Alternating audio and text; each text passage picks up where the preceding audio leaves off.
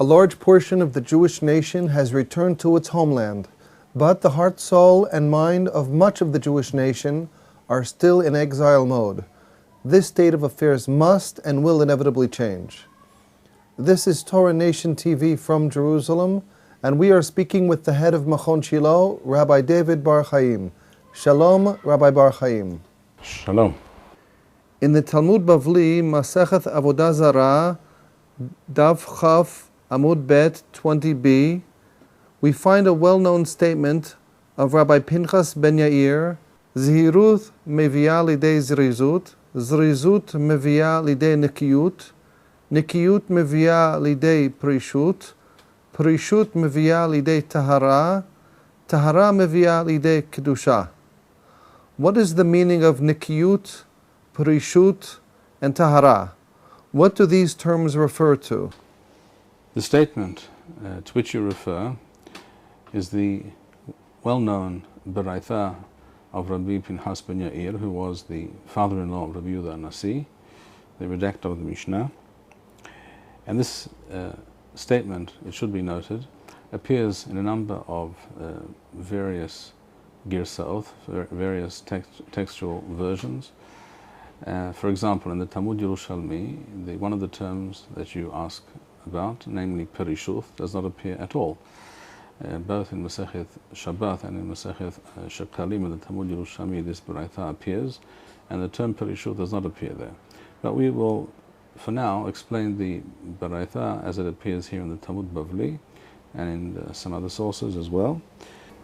And the statement that we have before us in the Talmud Bavli goes as follows: Torah mevi'ali de zehirut. By studying Torah, a person becomes aware of what the Torah tells us he must do and not do, and therefore he is zahir, he is careful not to do that which he must not do.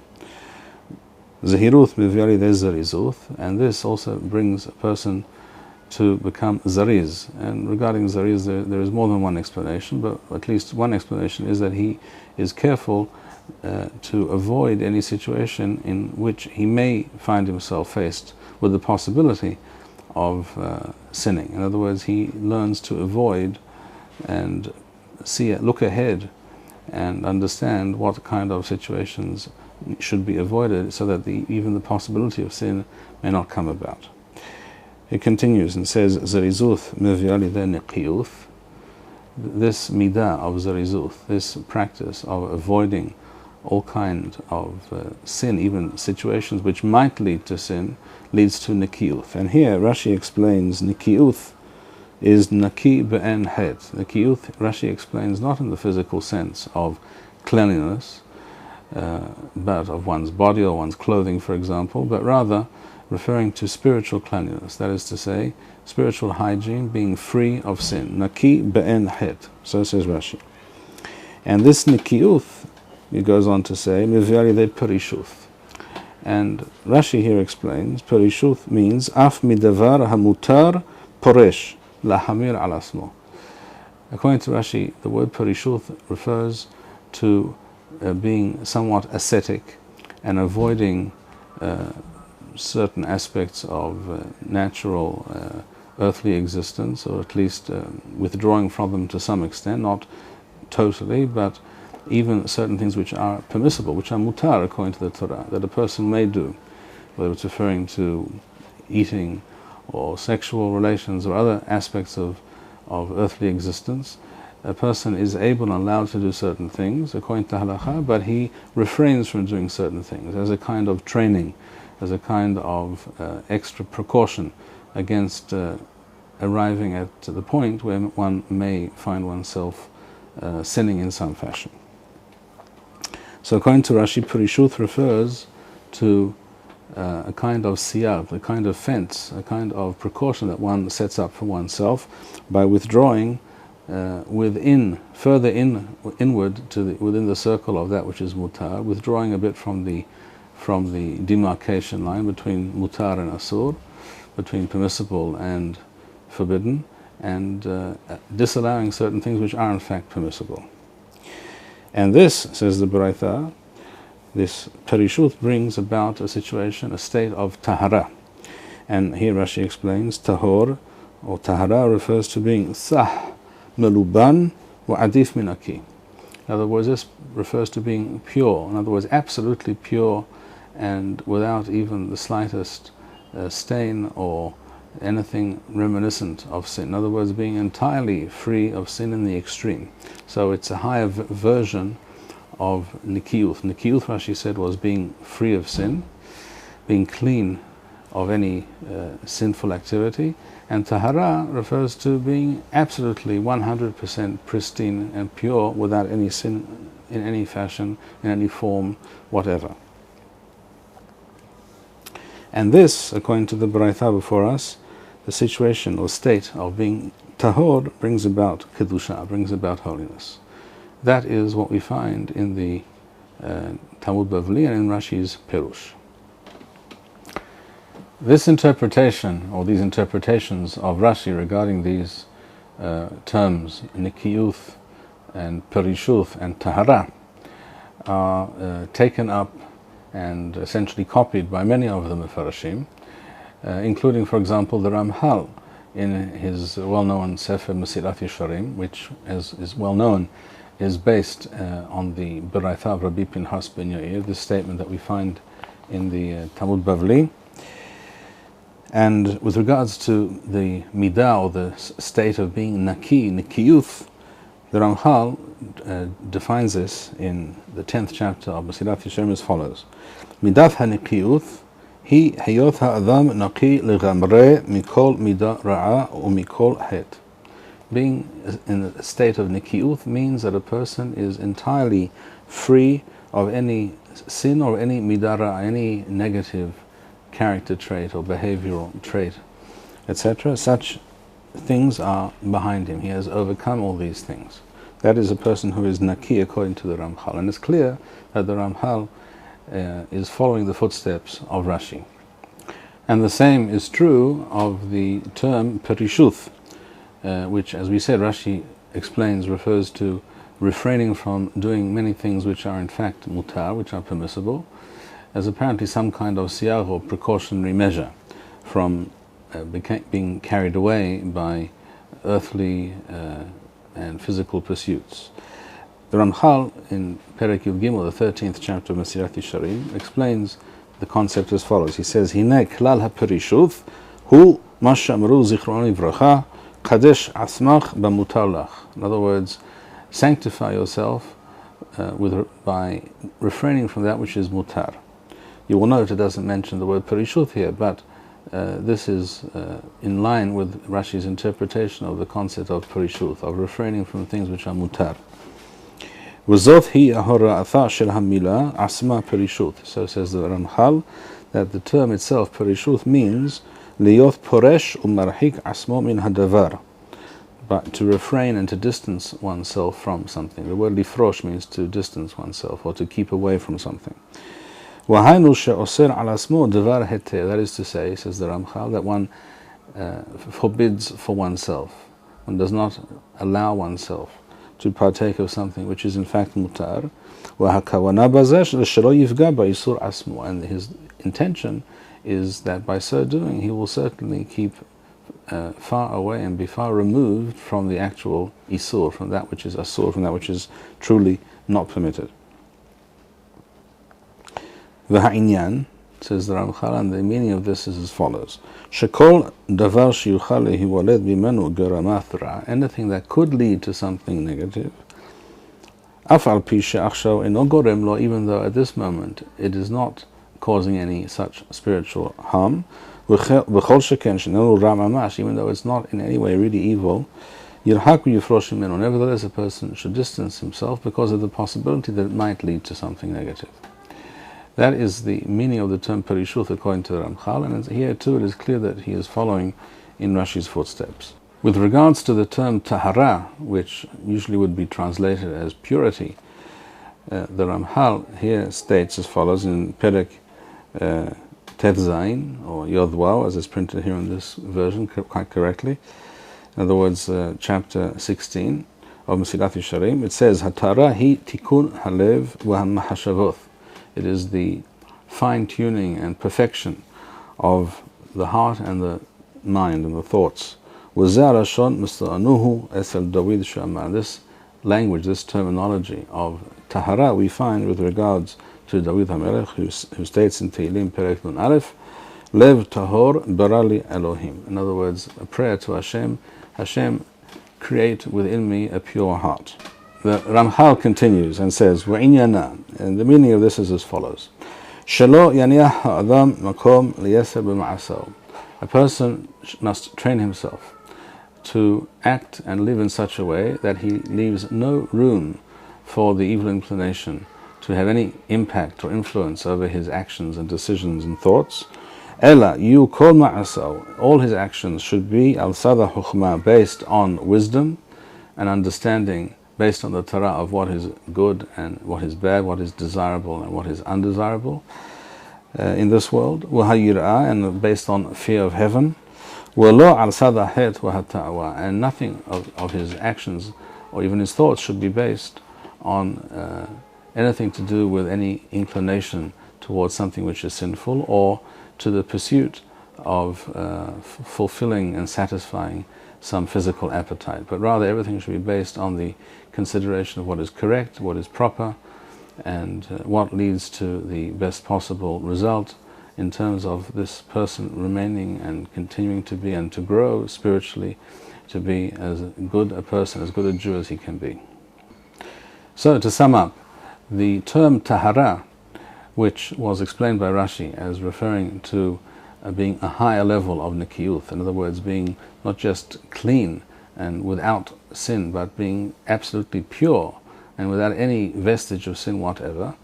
The Ramchal explains essentially based along those lines also the term Tahara to refer to a state in which a person is essentially now free of any influence or any pull that the evil inclination that his physical being, the physical side of life may have on him. However, it must be noted that this interpretation is the interpretation of Rashi. However, Rambam clearly understood the Baraitha, the statement of Rabbi Pinchas ben Yair, in these particular terms of Nikiyuth and Perishut and Tahara very differently. I quote from the very end of Ilchot Tumat Ochalim, which is the end of Perek Hamisha Asa, the 15th Perek of Ilchot Tumat Ochalim. The Rambam writes as follows: Af al pi shemutar le'echol ochalim tameim u'lishtot mashkim tameim, even though it is mutar, entirely permissible according to the Torah and according to the Chachamim, there is no rabbinical decree against eating or drinking foodstuffs which are tameh, according to the rules of Tumah and Tahara, of purity and impurity, as we find in the Torah. It is mutar to do so. In other words, a Jew is not required by halacha, not even by any law midrabanan, to be tahor at all times or to eat only food which is tahor. Nevertheless, Hasidim Horishonim, it was the practice of the early Hasidim, the early pious ones that we read about in the time of Beit Sheni, the Second Temple period. And this, of course, goes back, the practices was not invented at that time. It was a continuation of practices which the Nevi'im, the prophets and their students, practiced in earlier generations, and was continued into the period of Beit Sheni, the Second Temple period, by those who followed in the footsteps of the Nevi'im and their students, namely Anshe Knesset HaGedolah and the Chachamim who followed them. The Rambam says, Hasidim Arishonim hayu ochelim hulehem b'tahara. It was their practice to always eat food, even if it was only hulin, in other words, not food which must be eaten according to halacha in a state of purity, such as turuma, eaten by a kohen, or such as part of the korban eaten by a kohen, or part of the korban which is eaten by a regular Jew, such as a korban shalamim, shall we say, or a korban pesach. These must be eaten only when the person is tahor. Nevertheless, it was the practice of the early pious ones, the early Hasidim, not to eat food throughout the year that was tameh, or to drink food that was, to drink any form of drink that was tameh. And it was their practice to be very particular about avoiding all manner of tum'ah, Tumah in the sense of Tumah and Tahara as defined by the Torah. So we're talking about Tumath Met, or Tumath Ziva, or Tumath Nida, or Tumath Sheretz, and all the other forms of Tumah that exist. Wehema nikraim Purushim, and these people, because they were Purishim, they distanced themselves, they kept away from Tum'ah, they were known as Purushim. And that is why Chazal, in general, were known as Purushim, which is a well-known fact. It appears in many places, it appears in the Mishnah. For example, the end of Masechet Yadayim, the Chachamim were referred to as Purushim. And the reason is, as the Rambam explains here, because it was their practice and it was their aspiration to always be in a state of Tahara, to avoid all forms of Tum'ah. And they found this to be a very important practice in terms of reaching a higher spiritual level. And the Rambam goes on to explain why this is so. This practice is a way of achieving a higher level of holiness and closeness to Hashem. With Derech Hasidut, it is not something which is required, but it is something that was recommended by the Chachamim, was something they themselves practiced, and their students would also follow in their footsteps. And in fact, many people, although not the majority, but many people within the Jewish people who were not necessarily even so scholarly themselves, but they did try to emulate this practice. Sheyeh Adam Nivdal Uforesh Mishar Ha'am. Rambam explains that the purpose here, and this is of course the Rambam's extremely rationalistic approach to things, Rambam says the aim is to be poresh, to be distanced and separate from a majority of the populace, because they are on a lower spiritual level, to avoid contact with such people. If you can't eat or drink with other kinds of people, with certain people in the society around you, then you must avoid them essentially. You will not therefore come into contact with them, you will not eat and drink with them, and therefore you will essentially live a life separate from these people. In other words, the aim, according to Rambam, of the Purushim, of the Chachamim and their students, was to create a separate and higher form of society for those who wished and those who aspired to a higher form of spirituality and a holier form of lifestyle.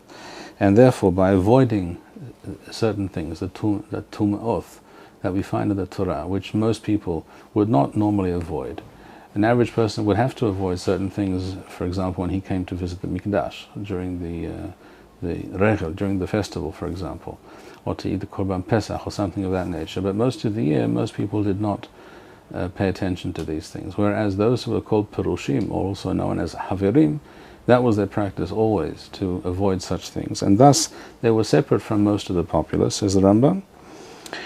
And this was their aim, because they wanted to be separate, to live a different lifestyle, not to be influenced by people who had other aspirations and who lived a different lifestyle, which was less imbued with the spirit of the Torah and closeness to Hashem. And the Rambam continues and explains, Shehaperishuth mevi'ah lidei taharat haguf mima'asim ra'im. In other words, the Rambam here is obviously quoting now from the Baraitha of Rabbi Pinchas ben Yair, and he says the Perishuth of this practice of Perishut from Tum'oth, mevi'ah lidei taharat haguf mima'asim ra'im, by being separate from people who could be a negative influence on one. Thus one learns, and being in the society of, and being in the company of other people who are also similarly motivated and who have the same aspiration as yourself to achieve a higher level of being, of existence, of behavior. By being in such company, and only in such company, one will eventually learn how to behave properly. One will modify one's behavior, one's midot, one's psyche, one's thoughts, etc. And taharat haguf mivi'ah lidei kedushat hanefesh. And when one learns how to behave and run one's life in a manner which is free of such negative practices, this leads to kedushat hanefesh. In other words, a state where the soul and the mind of the person is on a much higher plane, a higher level, and he is free of de'oth ra'oth. The word de'oth refers to midoth. In other words, character traits and forms of behavior and thoughts which are improper and incorrect. Ukdushat hanefesh goremet lidamot b'shechina.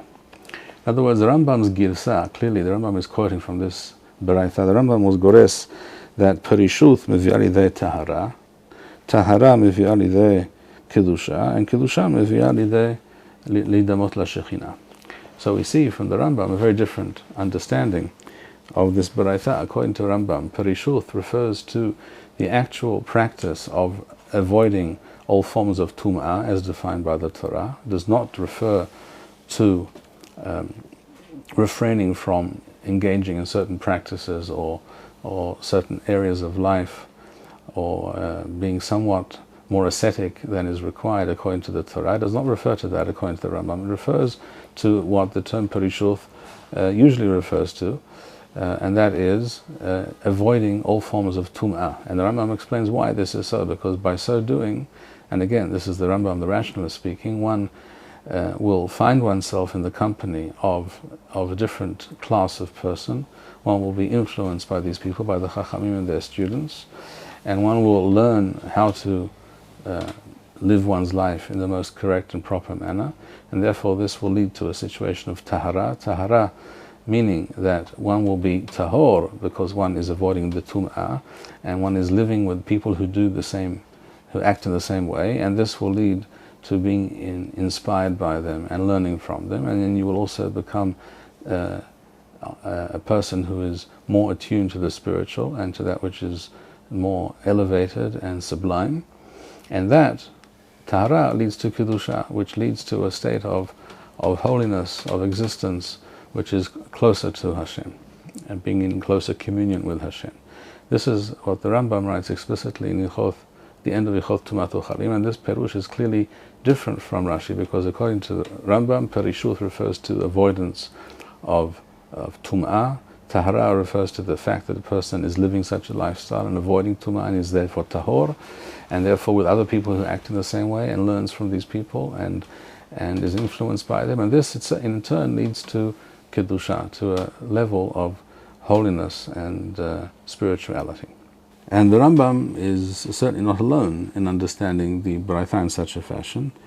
In the Hidushim and the Hagahot of the Ya'abes on that Baraitha, Masechet Avodah Zarah Daf Kaf Hamud Beth, printed at the end of the Shas Vilna, we find as follows. He writes, regarding the concept of Nikiyuth, he writes, Ayen Perush Rashi, see what Rashi explained, and we said that Rashi explains this, refers to being free or clean of sin.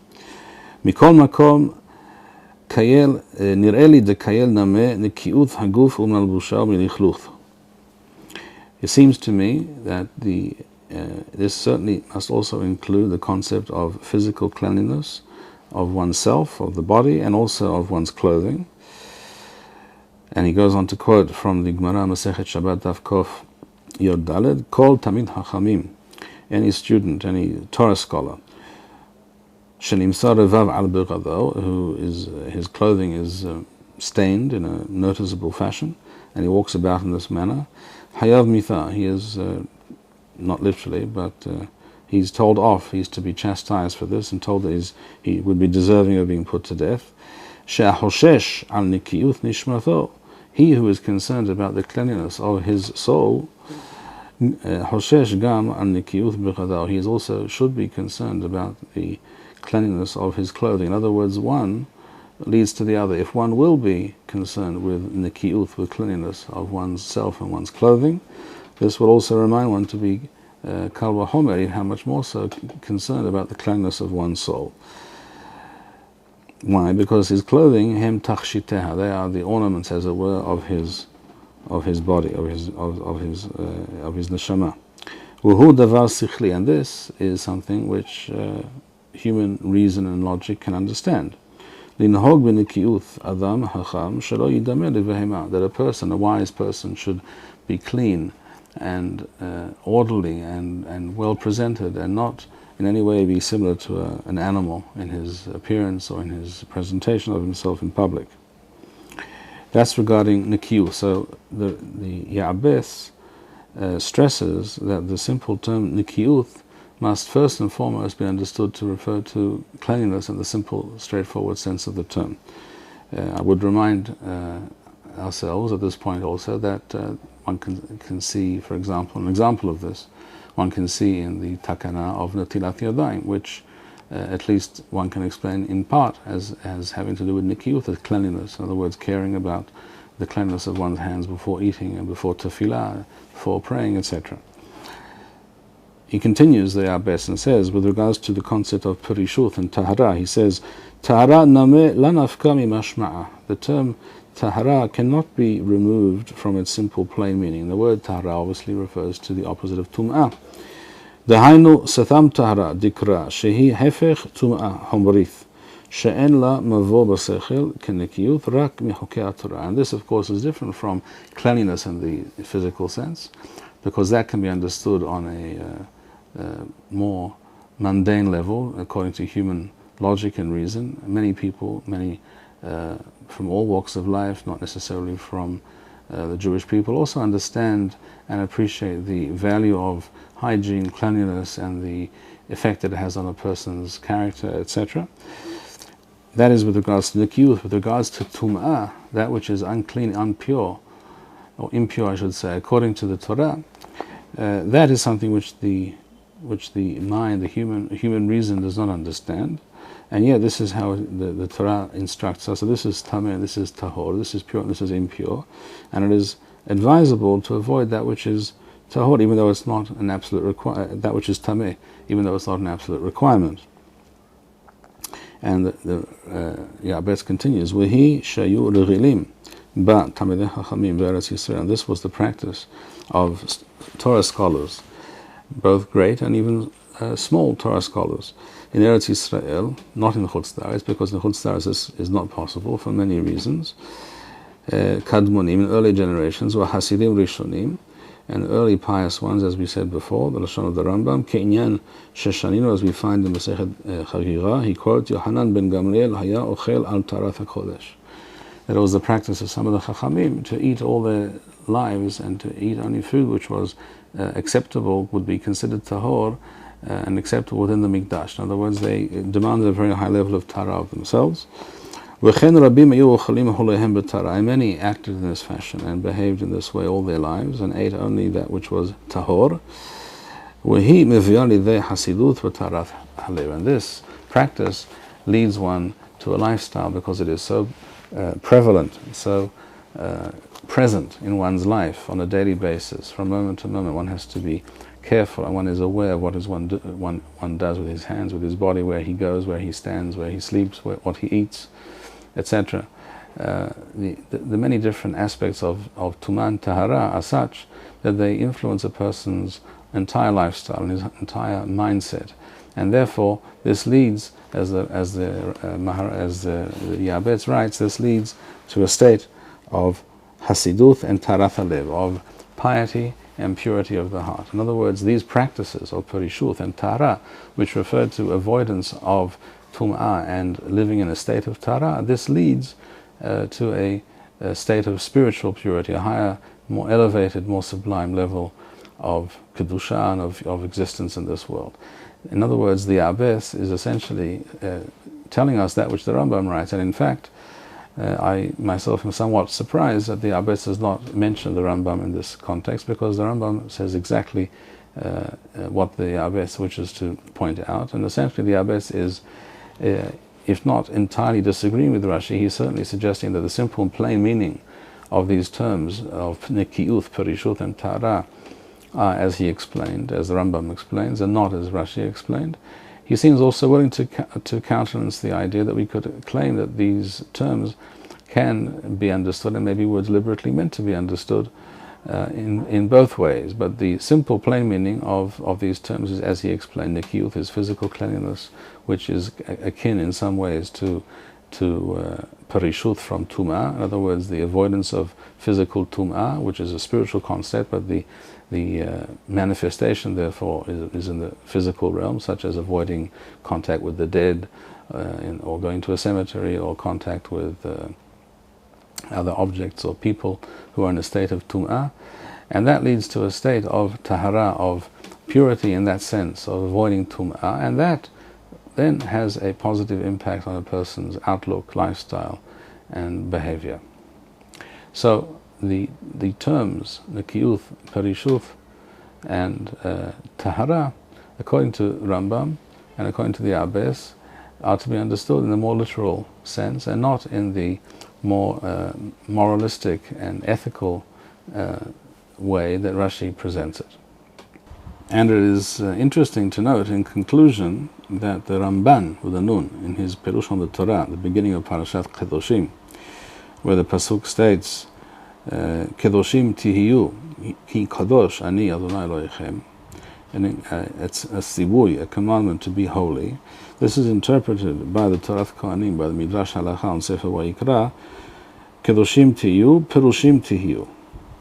And the Ramban explains as follows: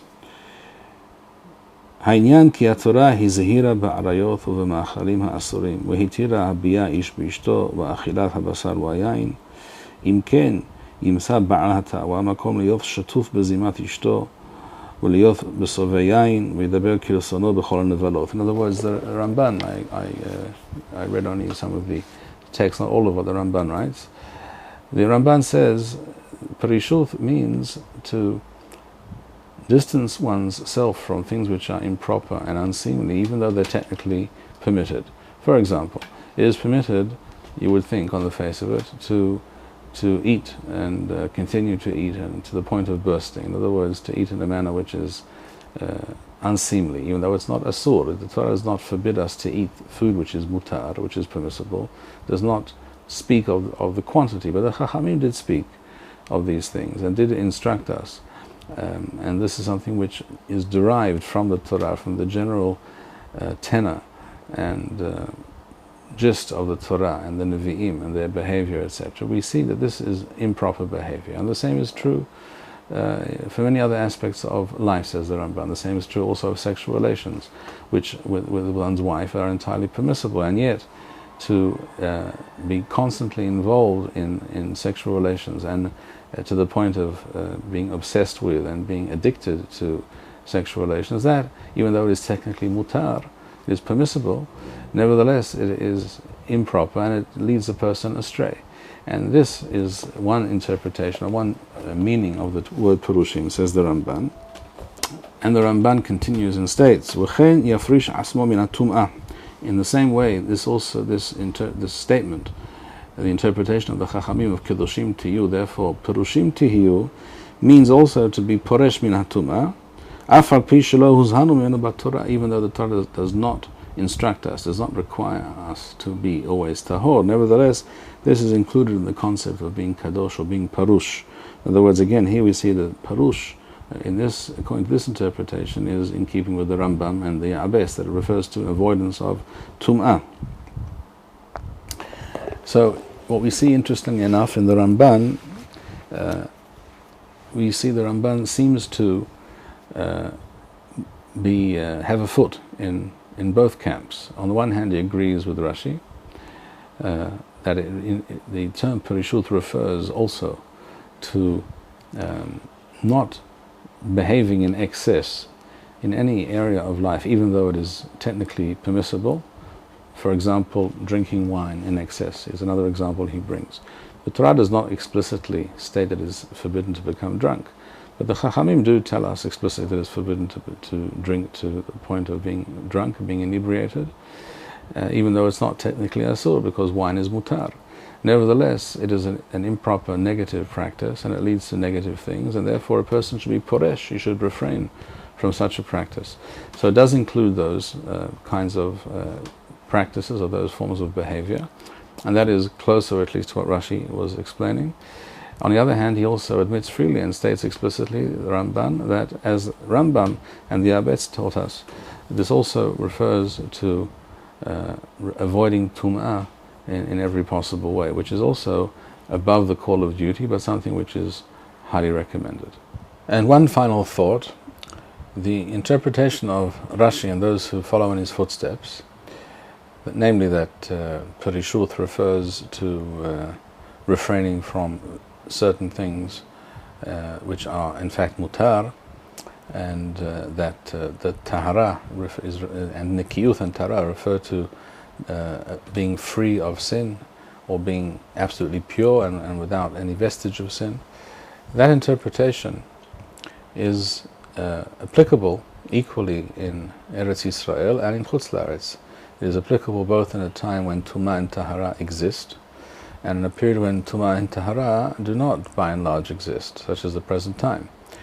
Whereas the interpretation of Rambam and the Abes, which seems to be the more Pshat-based interpretation of the statement, is not really of any great relevance in a time and in a place where Jews find themselves without the possibility of being Poresh min HaTum'ah and living a lifestyle of Tahara.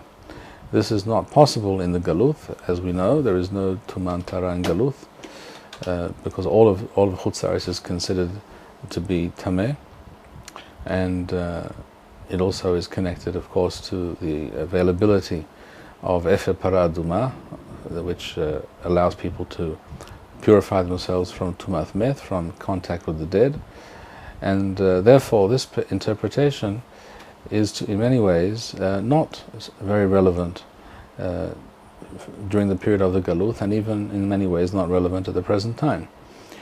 And this is not an unusual or unique phenomenon, namely the fact that a statement that was intended and said in a certain manner, worded in a certain manner, referring to certain concepts and ideas that are relevant and meaningful in a given time, are often reinterpreted or understood, very often subconsciously, by Jews in a later generation in a different manner. In other words, in a fashion which fits in somehow with their lifestyle, with the reality of their existence in the time and in the place where they happen to find themselves. So the fact that another Pirush exists does not necessarily mean it is as obviously a legitimate or as correct an interpretation. It often can be an indication that the statement was simply understood by the person, by the Chacham in question, from his particular point of reference in history and in geography. Thank you, Rabbi Bar-Hayim. We would like to encourage our viewers to share these videos with friends and send in your responses. We would also like to suggest the following opportunity to our viewers. If you identify with Rabbi Bar-Hayim's message and would like to sponsor or dedicate a video interview with the rabbi in honor or memory of a loved one, if you would like to obtain Birkon Nusach Eretz Yisrael or invite the rabbi for a speaking engagement, please email us at office@machonshilo.org.